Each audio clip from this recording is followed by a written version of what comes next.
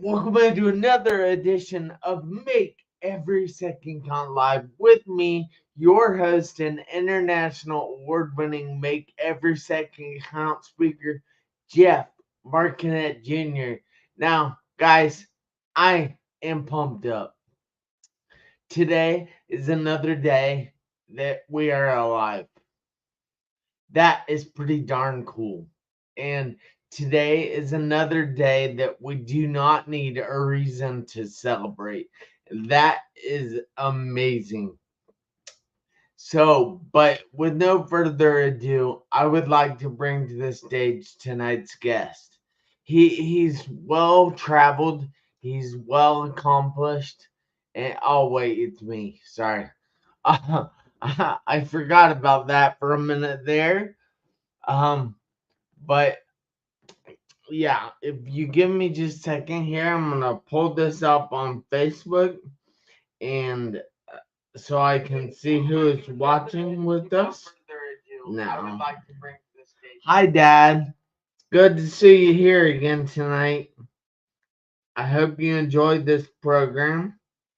Now, I'm going to invite a few people to watch with us. I hope you don't mind. But like I said, today is an amazing day, and it's just a blessing to be alive tonight or today. So we need to celebrate that each and every day that we wake up, and I think that is something that we all need to do. I generally do that. I post each and every morning. I am so thankful to be given today, and I will no I just changed it. So it was I am so thankful to be given today, and I will make it a great day. But I have changed it to I am so thankful to be given today, and it is a great day because days are not guaranteed for anybody, and it's pretty awesome if you get the blessing to wake up that day. So I think it needs to be a great day every day that we're alive. And those are just some of my little quirks about life, I guess, that I treasure every day that I'm alive, and I treasure every day that everybody is alive. So, all right, we'll go ahead and get started here. I want to say thank you guys so much for watching. Now, oh crap, forgot. Also, I'm going to make it where everybody can comment on it. Did you guys notice that Facebook was out today? I mean, it was down for a long time. It was kind of bad. But hold on, sorry guys. I know this is taking me forever and I shouldn't have to do this during the show, but I do.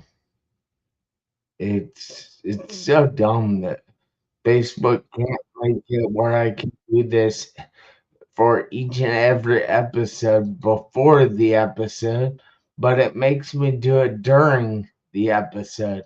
And it's so weird. That is a suggestion that Facebook should take. Hi Ben Bruce, it's good to see you tonight. So my guest tonight, he is sick. So I let him off the hook. It's fine and dandy. I hope he feels better very soon here because he told me that he is still in a lot of pain, and I can relate to that. And I don't expect anybody to have to do this show in pain. Now, all right. So what I am going to be doing tonight is I am going to be teaching you the 5 key principles to make every second count. Now, these are principles that you can put into action. These are principles that I hope you put into action, but you should also be writing these principles down because they're very rewarding, it's something to know, because if you know these, happiness is just around the corner. So I gotta breathe here for a minute. Sorry, I'm kind of snotty too, but all right. So I ask you guys if you would please share this episode out. Invite all kinds of people to watch this episode. And don't forget to give us all kinds of likes, or give me all kinds of likes. And keep the comments coming. I want to have a conversation. I don't want to make a presentation to you, because that's not fun to me. So, number one, before my accident, I had all kinds of abilities that I took for granted. So you can't take abilities for granted. Now, I will go into a bigger explanation about this. Hi, Ken. Hi, Kimberly. It's good to see you both. But so, before my accident, I was an avid athlete. I rode BMX constantly. I played baseball. I played football. I played soccer. I played basketball. I played hockey. I played everything I could get my hands on. And I am sure that a lot of you play all kinds of things too. In fact, tell me in the comments what sports you play or played. But I'm not talking abilities like that. I'm talking abilities to sit up straight. I'm talking the ability to use your hands, fingers. I'm talking the ability to use your arms and legs and feet and all kinds of body parts that you have. I'm talking the ability to turn your head. I'm talking the ability to talk. Abilities that each and every one of us have in one capacity or another. And we often look past those abilities. We don't see those things as abilities until we lose the ability to do them.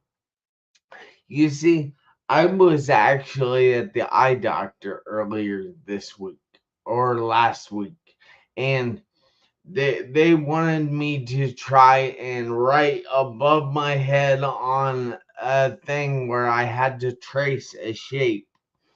And I told the girl, look, this isn't happening. Uh, I'm not. This won't work for me. And she said, well, just try. And so she handed me the pencil, and I went up there real close trying to write, and my hand started shaking really bad, like it is now. And I I did this. I didn't mean to, but the pencil was thrown at her, and she actually got hit by the pencil. Granted, it wasn't hard enough to hurt her or anything, but I tried to tell her this wouldn't work, and it didn't work. And that is something that I could have done before my accident. You see, I used to draw a lot, but I lost that ability. So think about what abilities you have. In fact, write them in a comment. Tell me what abilities you have, things that you can do that others can't. And I'm just curious what you guys say. So remember, number one was don't take abilities for granted. Number two is I always wanted all kinds of things. I wanted everything that there was to have. And I know a lot of people do this too. Excuse me.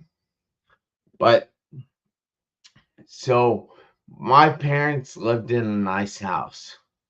We had lots of kids in our neighborhood, and we had room to go outside and play in the neighborhood. And it was a pretty safe neighborhood. The people all looked out for everybody. It was so cool. And then they had good jobs, made good money. They drove nice cars. But I always wanted them to have a nicer house, a bigger house, a mansion per se. I wanted there to be more kids in the neighborhood for me to play.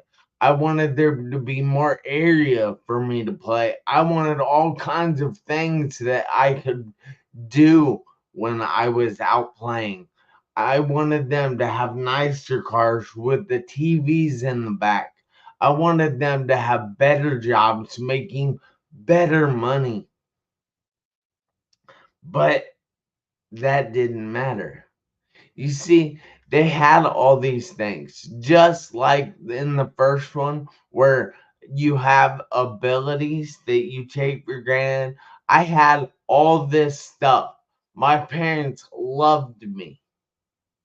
I had both my parents. I had all that other stuff that I talked about, but I wanted more. I wanted all kinds of things. Now, it's not bad to strive for more in life, to want more in life, but you have to be thankful for what you have. I have this one friend from Africa, and he is going through some hard times right now. And he got a job, and this job, it's a decent job, don't get me wrong, but he has to work like 72 hours a week, and then he only makes limited money. Isn't that crazy that somebody else somewhere in the world has to work so hard for so little? And then he I don't think they have clean drinking water. Like, they have to get out of a bottle. That is nuts to me. Because if I want a cup of water, I go to the sink. I get a cup of water.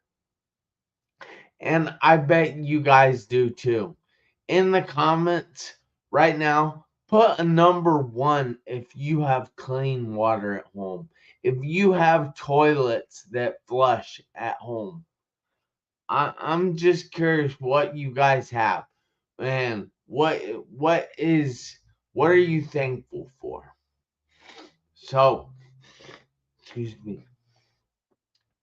All right. So, number two was be thankful of what you already have. You can always strive for more. In fact, it is good to strive for more. But you have to be thankful for what you already have. Don't forget to be thankful of what you already have. So, my number three is life is a gift, a precious, precious gift that can be taken away so quickly. So we have to celebrate it like it's fleeting, because it is fleeting. In fact, each and every one of us are dying. We just don't know the exact moment we are going to die. So I I find it to be imperative that we celebrate each and every moment. Celebrate those moments we're alive. Celebrate the moments other people are alive. Tell somebody else. If you love them, tell them that. If you are thankful for what they do in your life, tell them that. Because you never know when their last second or your last second is going to be. And when that opportunity to tell that person that you love them, that you treasure what they do in your life, you don't know when that moment is going to go away. So you have to do that now. You know, people say all the time that we need to live in the now. And it is so important that we live in the now. I'll go into something here that is kind of cool. I find kind of cool, at least. So I want you to think about a moment where you were extremely, extremely joyful. I want you to just picture that moment right now. Picture what you were doing, what you were wearing. What smells can you imagine in the room? Just live in that moment for a minute. Can you experience that moment? You see, we can experience that moment, but we can also experience this. So I want you to think about the last funeral you were at. Who was it for? Was it a sad moment? Did you have feelings of dread when you walked in there? I know, I always do. Now, think about this. So, why is it that you went from an extremely happy moment there to a sad moment there? Any idea? Well, you see, that moment exists in your life, in your mind. And each moment, each memory you have exists in your mind. So you can actually go to any of those moments in a moment. You just have to think about those moments. So the next time when you're out and you're with friends or family and you're having a great time, and you just want to remember this forever. Don't take out your phone. Leave your phone in your pocket. Pictures are good, but they're not great. Now, look around the room and find things that people are wearing. Find expressions that people are giving you. Find Figure out who you're with.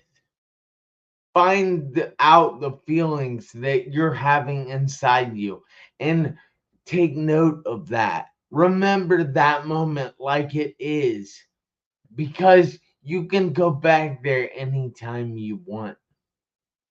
That's just one of those things that is so precious about our minds, so precious about our life. So, I want to say hi to Cole Castle. Thank you so much for watching, Cole. And hi, Amy. It's good to see you. So, guys, I ask you if you would please share this episode out, invite all kinds of people to this episode, and don't forget to interact with me in the comments. I can see your comments. I have it pulled up on my phone here, so I can see your comments. Now, so number 3 again was life is a gift, a precious, precious gift that can be taken away so quickly that we need to celebrate each and every second of it. Number 4 is never, ever, ever, ever give up on yourself. So I have a great story for this one. Sorry, I have great stories for all these, but I I don't know, I'm full of it. Oh, hi there. Yes, memories are just amazing. Yes, thank you, Amy. I appreciate your comment. And I happen to agree with that. There she is there on the screen, and we welcome her to the program. So, when I say never, ever, ever, ever give up on yourself, why is that important? You see, after my accident, when I was in the hospital, laying in a hospital bed, and I got out of the hospital bed and into a wheelchair, everybody was so excited because they didn't expect this for me. They didn't see me at this point. And they told me at this time that, Jeff, people live every day in a wheelchair and they're happy.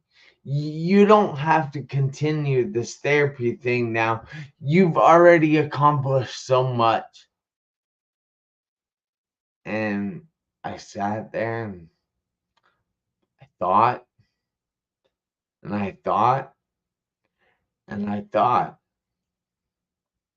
And I said, yeah, they might be happy, but I'm not. So I continued to fight and fight and fight some more and struggle and go through all this frustration, all this pain that I wasn't necessarily seeing a reward for right at the time. But after a while, I got to the point where I was walking with a walker. And it was amazing. Everybody was surprised that I was walking with a walker, including me. It was really cool just to be up and walking with a walker, and it felt like I was doing something I shouldn't be doing because I thought I was going to fall and get hurt all the time, but oh well, I survived. So, when I got to that point, they told me, Jeff, you've accomplished so much. You're up and walking with a walker. You can quit this therapy thing now. People live every day walking with a walker and they're happy. I said, yeah, they might be, but I'm not. So I continued to fight and fight and fight and go through some more pain and go through some more frustration. And I got to the point where I was walking with a cane. Talk about excited. I was jumping. Well, I wasn't jumping for joy. I couldn't jump at this time. So I was, I don't know what I was doing, but I was doing something for joy. But everybody else was excited too. And they said, Jeff, this is probably the best you can expect. You've been going through it so long and you fought through all kinds of pain, all kinds of frustration. You don't have to keep doing this therapy thing. People live every day walking with a cane and they're happy. I said, yeah, they might be, but I'm not. So I kept fighting, kept fighting, kept fighting, kept struggling, kept going through the pain, kept going through the frustration. And I finally got to the point where I didn't require anything. So no wheelchair, no walker, no cane, just me and the road or the sidewalk, whatever you walk on, or floor, I guess, or carpet, or carpet is floor, but everybody was shocked. They couldn't believe it. A lot of people give up before they get to this point, and a lot of people remain at those earlier stages. But they told me, Jeff, you have done it, man. You're walking by yourself. You can finally quit this therapy thing. People live every day walking unassisted and they're happy. I said, yeah, you're right. I can.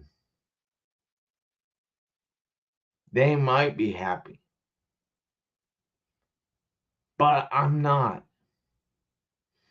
You see, it's been 22 years since my accident, and I'm still in therapy now. Yeah, I know, crazy, right? I'm still going through all the pain, all the frustration, all the long and tedious things that I have to do, but I'm still doing it. You see, I have this next stage that I want to get to. It's called running. I'm sure most of you can run. Now, a lot of you might not like to run, and that's fine and dandy. I'm not saying it's a be all and end all in the world, but to me, I'm not sure why, but that is like my ultimate goal.